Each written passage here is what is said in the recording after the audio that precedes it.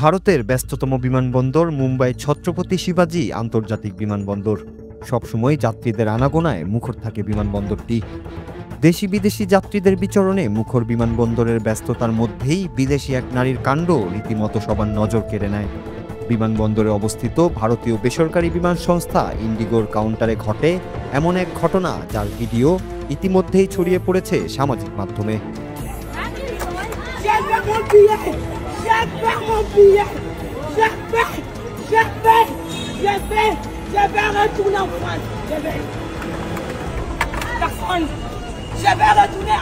জানা যায়, ইন্ডিগো এয়ারলাইন্সের কাউন্টারে বিমান যাত্রার বিলম্ব নিয়ে কথা বলতে গেলে যাত্রীদের সাথে বাজে ব্যবহার করেন ওই কাউন্টারের দায়িত্বে থাকা দুইজন ভারতীয় নারী কর্মী।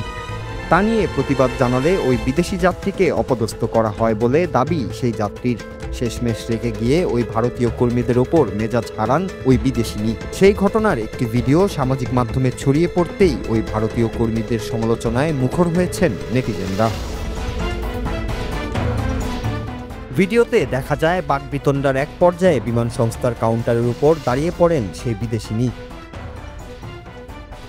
শুধু তাই নয়, সেখানে দাঁড়িয়ে চিৎকার করে নিজের ক্ষোভ প্রকাশ করতেও থাকেন তিনি।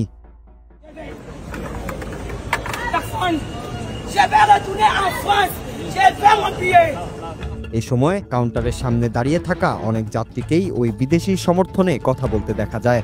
আর ওই বিদেশি নারী কাউন্টারের উপর দাঁড়িয়ে ভারতীয় কর্মীদের উদ্দেশ্যে উত্তপ্ত বাক্য ছুটতে থাকেন। রাগে কাউন্টারের কাচের মধ্যেও হাত দিয়ে আঘাত করেন ওই নারী।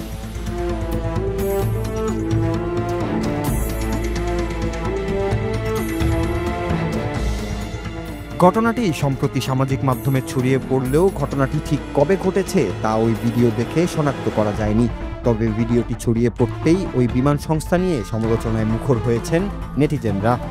অনেকেই বলছেন, এর আগেও একাধিকবার সেবার মান ও যাত্রী সেবার নানা গুরুতর ত্রুটি সামনে এসেছিল। তবে একজন বিদেশি নারীর সঙ্গে এমন আচরণ নিঃসন্দেহে ভারত নিয়ে নেতিবাচক প্রভাব সৃষ্টি করবে বহির্বিশ্বের কাছে, এমনটাই বলছেন সামাজিক মাধ্যম ব্যবহারকারীরা।